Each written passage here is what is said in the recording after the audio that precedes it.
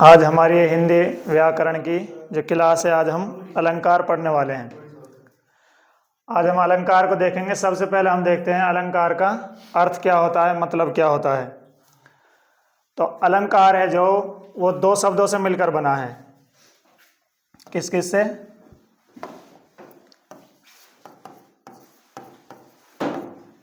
अलम धन कार, जिसका अर्थ क्या होता है?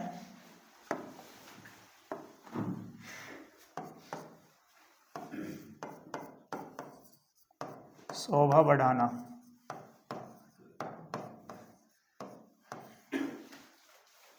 अलंकार का अर्थ क्या होता है? शोभा बढ़ाना।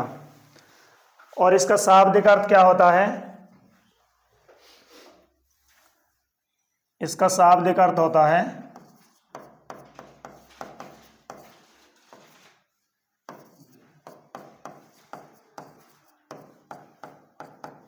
गहना। क्या होता है? गहना। जिस तरह जो स्त्री होती है, औरत होती है, वो आभूषण से श्रृंगार करती है, इसी तरह जो हमारा काव्य का गहना होता है, आभूषण होता है, इसको हम गहना भी कह सकते हैं और आभूषण। तो जो हमारा काव्य होता है उसका आभूषण, उसका गहना क्या होता है? अलंकार। अलंकार हमारे काव्य की शोभा बढ़ाने का काम करता है। तो यहाँ पे क्या है? शोभा बढ़ाने वाला। इसका क्या होता है? अर्थ होता है शाब्दिक अर्थ आभूषण या गहना। और इसको काव्य की आत्मा भी कहा जाता है। काव्य की आत्मा यानी जैसे शरीर के अंदर आत्मा होती है, अगर आत्मा ना हो तो शरीर किसी काम का नहीं होता। इसी तरह अगर काव्य में से ये गहना या अलंकार या सजावट निकाल ली जाए तो वो भी बेअर्थ हो जाता है, किसी काम का नहीं रहता। अब हम देखेंगे इसके अलंकार के भेद कितने होते हैं।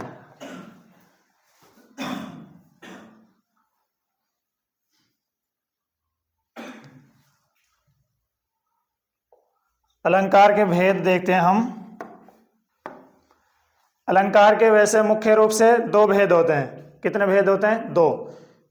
लेकिन इसके कुल तीन भेद होते हैं। एक भेद और होता है, वो होता है हमारा उभय अलंकार।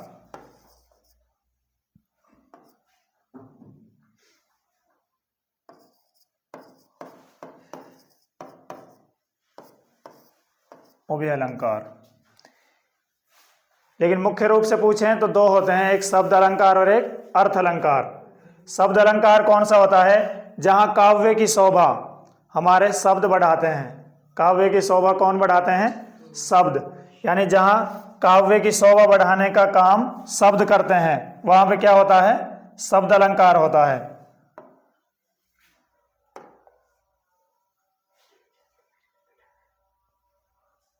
और अर्थ अलंकार जहां पे काव्य की शोभा बढ़ाने का काम शब्द ना करके कौन करता है? अर्थ करता है। यानी जो शब्द का अर्थ होता है वो यहाँ पे शोभा बढ़ाने का काम करते हैं काव्य की। तो अब हम देखेंगे जो हमारे शब्द अलंकार है, इसके वैसे तो बहुत सारे भेद होते हैं, लेकिन मुख्य रूप से जो हमारे एग्जाम में आते हैं, बार बार आते हैं और इन्हीं से क्वेश्चन आते हैं, इनके अलावा क्वेश्चन नहीं आते, तो हमें ज़्यादा पढ़ने की भी ज़रूरत नहीं है। जहाँ से हमारे क्वेश्चन ज़्यादा आते हैं हमें सिर्फ उन्हीं पे ज़्यादा ध्यान देने की ज़रूरत है। तो यहाँ पे जो तीन हैं, इनसे बहुत ज़्यादा क्वेश्चन पूछे जाते हैं। अनुप्रास अलंकार, यमक अलंकार और श्लेष अलंकार।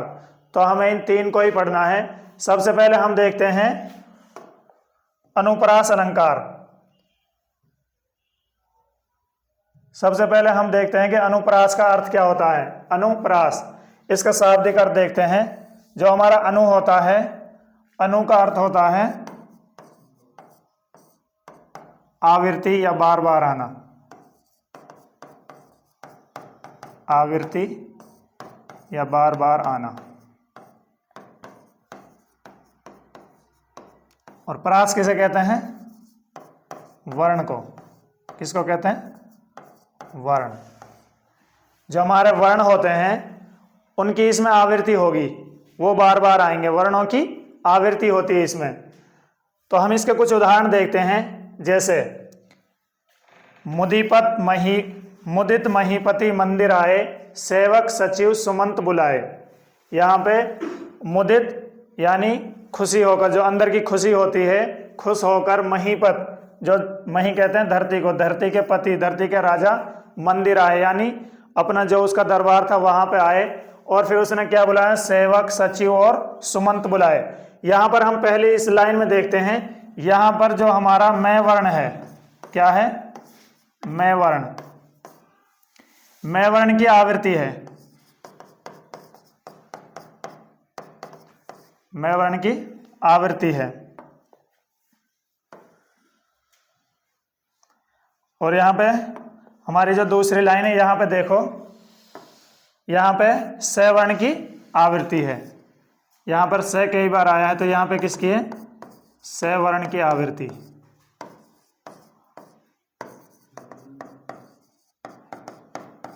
स वर्ण की आवृत्ति है। इसके अलावा हम और उदाहरण देखते हैं।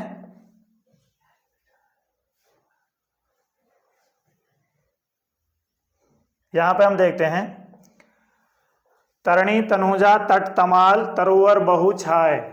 यहां पे देखो, जो ये है, एक तरणी ये होता है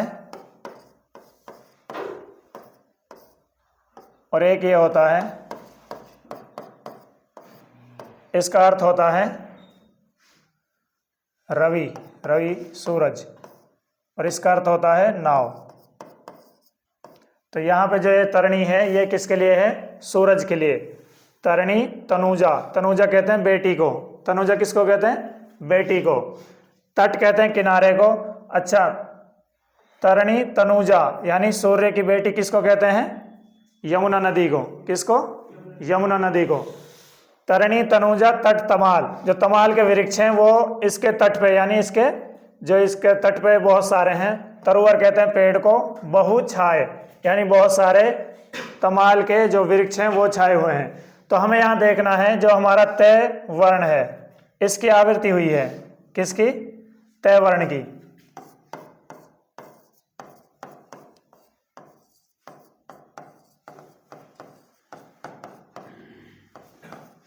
आवृत्ति है। तो यहाँ पे कौन सा अलंकार होगा, हमारा अनुप्रास होगा, क्योंकि अनुप्रास में वर्णों की आवृत्ति होती है, बार बार एक ही वर्ण आता है। यहाँ पे देखो अगले उदाहरण में, चारु चंद्र की चंचल किरणें। यहाँ पे किस वर्ण की आवृत्ति है, च वर्ण की। किसकी, च वर्ण की।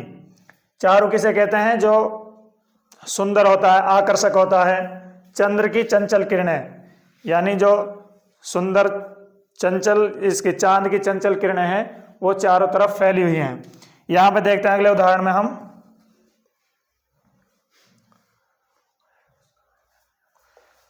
मधुर मधुर मुस्कान मनोहर। मधुर मधुर मीठी मीठी मुस्कान मनोहर। मनोहर कहते हैं मन को हरने वाली, मन को अच्छी लगने वाली। तो यहाँ पे किस वर्ण की आवृत्ति हुई है, मैं वर्ण की। तो जहाँ पे हमारे वर्णों की आवृत्ति होती है, बार बार एक ही वर्ण आता है, वहां पे कौन सा अलंकार होता है, अनुप्रास अलंकार।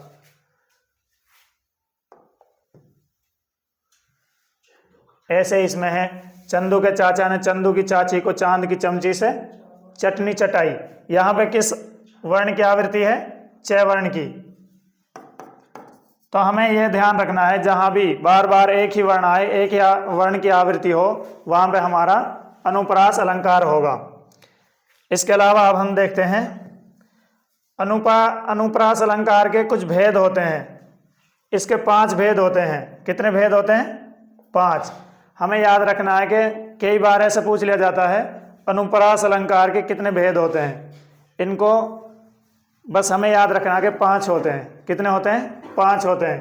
पहला कौन सा है, छेकानुप्रास, श्रुत्यानुप्रास, वृत्यानुप्रास, लाटानुप्रास और अंत्यानुप्रास। ये बहुत कम पूछे जाते हैं, लेकिन कभी कभी इनकी गिनती पूछ ली जाती है कि कितने अलंकार होते हैं। तो बस हमें याद रखना है, अनुप्रास अलंकार के 5 भेद होते हैं। अब हमारा दूसरा जो अलंकार है वो है यमक अलंकार। यमक का सबसे पहले हम अर्थ जानने की कोशिश करेंगे कि यमक का अर्थ क्या होता है। इसका अर्थ होता है युग्म।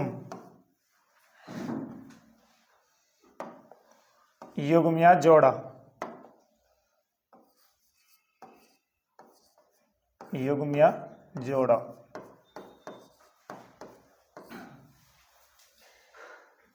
यमक अलंकार में क्या होता है, एक शब्द एक से अधिक बार आता है और हर बार उसका भिन्न अर्थ होता है। यानी यहाँ पे एक शब्द एक से अधिक बार आएगा, 2 बार या 3 बार आ सकता है, और हर बार उसका अर्थ होगा वो अलग अलग होगा, हर बार वो अपने अलग अर्थ में प्रयुक्त होगा। जैसे हम इसको उदाहरण देखते हैं, यहाँ पे देखो,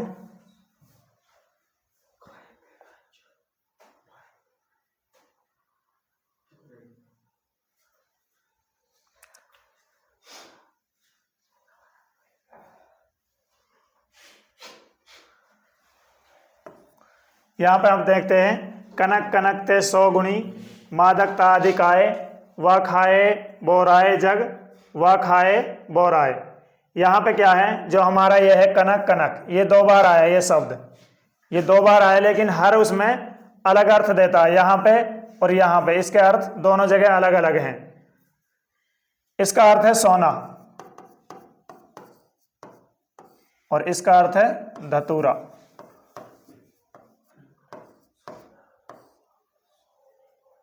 ये क्या है, ये एक नशीला पदार्थ होता है, और ये क्या है, ये सोना है। यानी इसका अर्थ क्या है, कनक कनकते 100 गुणी, यानी जो सोना है ये इस कनक से 100 गुणी क्या करता है, मादकता। मादकता किसे कहते हैं, यानी नशा, नशा करता है। जब हमें किसी नशीली चीज को सेवन करने के बाद नशा होता है या घमंड होता है, तकब्बुर होता है, ये मादकता अधिक आए यानी अधिक देता है क्या, जो सोना होता है। वह खाए बोराए, यानी जब हम धतूरे को खाते हैं वो तो तब हमें पागल करता है, और जो सोना होता है वो अगर हमारे पास आ ही जाए, यानी हम उसे खाएं ना, बस उसको पालें, तो उससे ही क्या हो जाता है, इंसान पागल हो जाता है, बोर आ जाता है, यानी नशे में मग्न हो जाता है। तो ये इसका अर्थ है। यहाँ पर हमने देखा कनक का 2 बार इस्तेमाल हुआ है, लेकिन दोनों बार अलग अलग अर्थों में इसका इस्तेमाल हुआ है।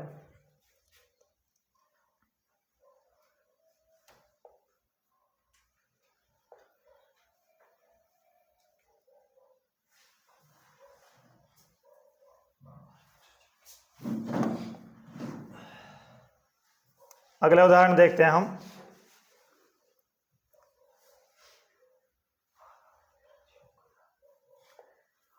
माला फेरत युग भया, फिराना मन का फेर, कर का मन का डारी दे, मन का फेर।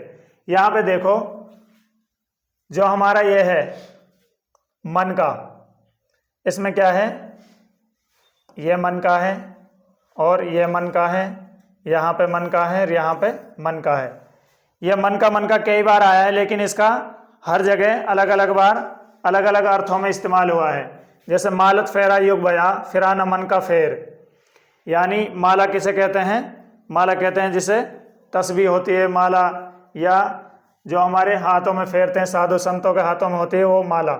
माला फेरत युग बया, फिराना मन का फेर। यहाँ पे देखो, ये मन का फेर, ये मन किसे कहते हैं, हमारा दिमाग है, जो मस्तिष्क है, यानी हमारी सोच है, उसके लिए अर्थ हुआ है कर का मन का। कर हाथ का मन का, जो हाथ में मन का होता है वो माला होती है। डारी दे मन का फेर, यानी यहाँ एक बार ये मन के मोती के लिए इस्तेमाल हुआ है, एक बार हाथ में जो हमारे मन का होती हैं उनके लिए इस्तेमाल हुआ है। तो इसका अलग अलग अर्थों में इस्तेमाल हुआ है, इसीलिए यहाँ पे कौन सा अलंकार होगा, यमक अलंकार होगा। यहाँ पे सब तो एक ही होता है, कई बार इस्तेमाल होता है अपने अलग अलग अर्थों में। और हम इसको उदाहरण देखते हैं, यहाँ पे देखो, काली घटा का घमंड घटा। यहाँ पे देखो, घटा 2 बार आया है, एक बार यहाँ पे और एक बार यहाँ पे। ये काली घटा क्या है, यहाँ पे इसका अर्थ क्या है, बादल, घन या बादल। और यहाँ पे घटना का अर्थ क्या है, कम होना। क्या है, कम होना। यानी घटा शब्द एक ही है और एक से ज्यादा बार इस्तेमाल हुआ है और अपने अलग अलग अर्थों में इस्तेमाल हुआ है। तो यहाँ पे भी कौन सा अलंकार होगा, यमक अलंकार। ऐसे यहाँ पे देखते हैं, सजना है मुझे सजना के लिए।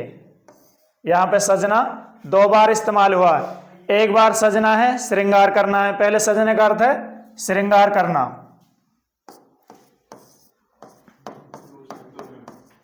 श्रृंगार करना। और यहां पे ये सजना है, ये इसका प्रेमी भी हो सकता है, पति भी हो सकता है।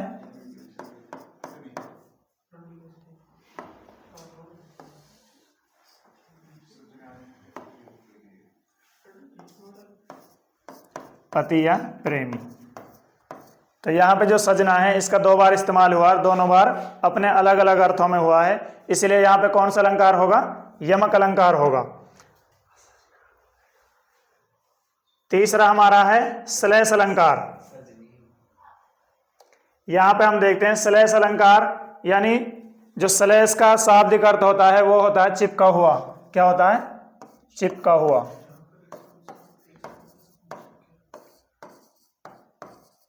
अब यहाँ पे क्या चिपका हुआ होगा? यहाँ पे एक शब्द के साथ कई अर्थ चिपके हुए होंगे। क्या होंगे? एक शब्द होगा उसके साथ कई अर्थ चिपके हुए होंगे, यानी जहां पर एक शब्द के साथ एक से ज्यादा अर्थ चिपके रहते हैं वहां पे कौन सा अलंकार होता है? श्लेष अलंकार। अब हम इसके कुछ उदाहरण देखते हैं।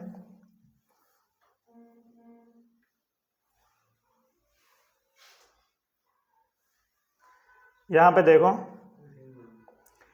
रहीमन पानी राखिए बिन पानी सब सून, पानी गए ना उबरे मोती मानुस चून। तो यहाँ पे इसमें जो रहीम जी है वो क्या कह रहे हैं कि पानी राखिए। यहाँ पे पानी के कई अर्थ हैं। पानी के क्या हैं? कई अर्थ हैं। यहाँ पे देखो, पानी गए ना उबरे, अगर पानी की हमने रक्षा ना की, संरक्षण ना किया तो क्या होगा? यहाँ पे देखो पानी के अर्थ कितने हैं। सबसे पहले क्या है? पानी का अर्थ जब हम इसमें देखते हैं मोती के लिए, ये मोती है तो मोती के लिए पानी का अर्थ होगा चमक, यानी अगर चमक खत्म हो गई मोती से तो वो क्या है? शून्य के बराबर है, जीरो के बराबर है। और यहाँ पे मानुष, मनुष्य के लिए पानी का अर्थ क्या है? ये पानी मोती के लिए है, ये पानी मनुष्य के लिए है। यहाँ पे इसका अर्थ क्या हो जाता है? सम्मान, इज्जत, प्रतिष्ठा। यानी इंसान की अगर सम्मान या इज्जत चली जाए तो उसके जीने का कोई मकसद नहीं होता। ये इसके लिए किस में इस्तेमाल हुआ है? इज्जत या सम्मान में। और चून या चूना के लिए ये साधारण पानी के इस्तेमाल होता है। यहाँ पे इसका अर्थ क्या होता है? इसका अर्थ यहाँ पे जल होता है।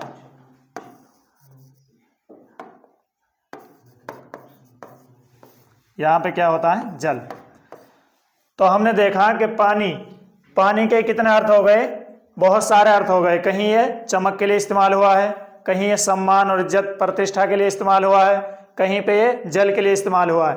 तो जहाँ पे एक अर्थ के बहुत सारे, एक शब्द के बहुत सारे अर्थ निकले, वहाँ पे हमारा कौन सा वो होगा? वहाँ पे हमारा श्लेष अलंकार होगा। आगे हम उदाहरण देखते हैं।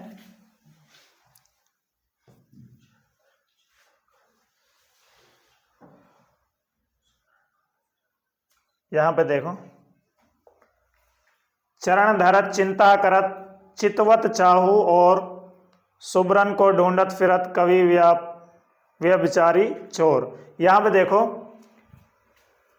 चरण धरत, चरण कहते हैं पैर को, पैर के ऊपर पैर रखकर, चिंता करत, चिंता करत यानी मनन करता है। कौन?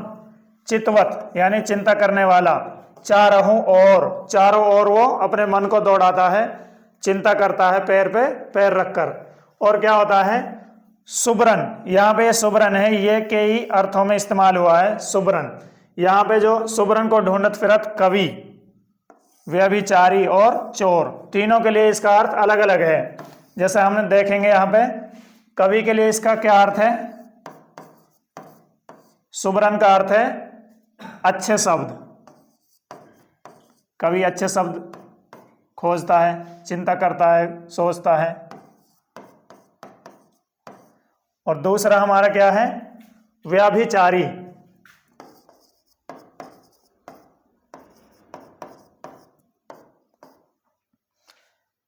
ये व्यभिचारी कौन होता है? जो स्त्रियों को ताकने वाले होते हैं। किनको ताकने वाले? स्त्रियों को। यानी जो सुंदर लड़कियों को ज़्यादा देखने वाले होते हैं, तो वो क्या देखते हैं, सुबरन, वहाँ इसका इस्तेमाल किस लिए होता है, अच्छे जीवन साथी के लिए या अच्छे वर वधु के लिए,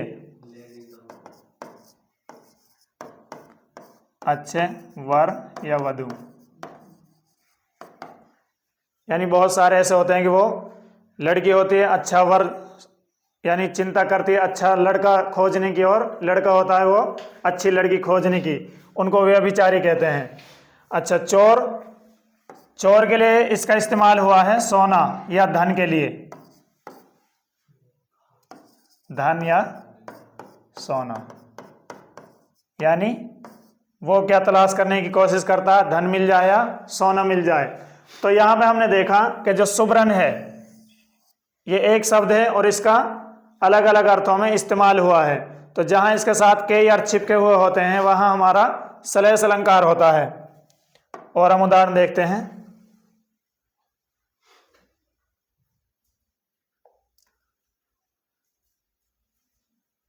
मंगन को देखी पट देत बार बार है। यहाँ पे क्या है, मंगन कहते हैं भिखारी को। किसको कहते हैं, भिखारी, भीख मांगने वाला।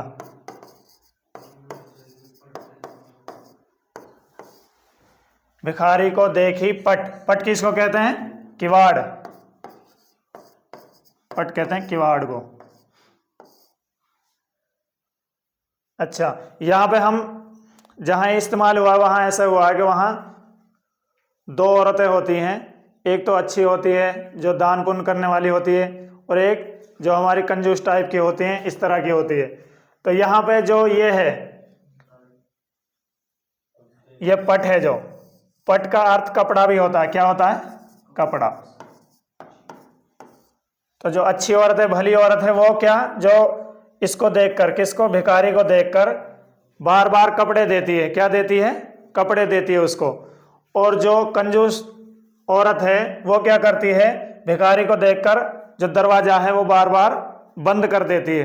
कोई भिखारी दिखता है वो दरवाजा बंद कर देती है। तो यहाँ जो पट है ये दो अर्थों में इस्तेमाल हुआ है, पट किवाड़ के लिए भी और कपड़ा के लिए भी। तो यहाँ पे कौन सा अलंकार होगा, श्लेष अलंकार होगा। इसके अलावा हमारा नेक्स्ट जो एग्जाम्पल है, आए अज्ञात दिशा से अनंत के घन। आए अज्ञात, अज्ञात किसे कहते हैं, जिसके बारे में जानकारी ना हो, अनजान। और अनंत, अनंत के यहाँ दो अर्थ होते हैं। एक अनंत ईश्वर को भी कहते हैं, और एक अनंत किसको कहते हैं, जिसका कोई अंत ना हो।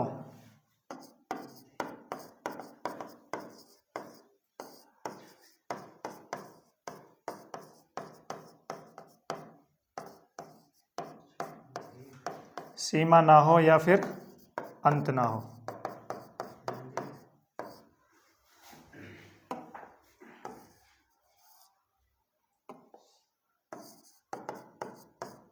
अंत ना हो। यहां पे देखो, आए अज्ञात दिशा से, ऐसी दिशा से बादल आए जहां अनजान दिशा से किसी से।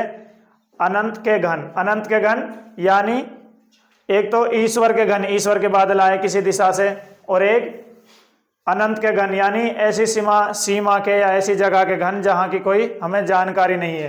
तो ये जो यहाँ पे अनंत इस्तेमाल हुआ है ये दो अर्थों में हुआ है।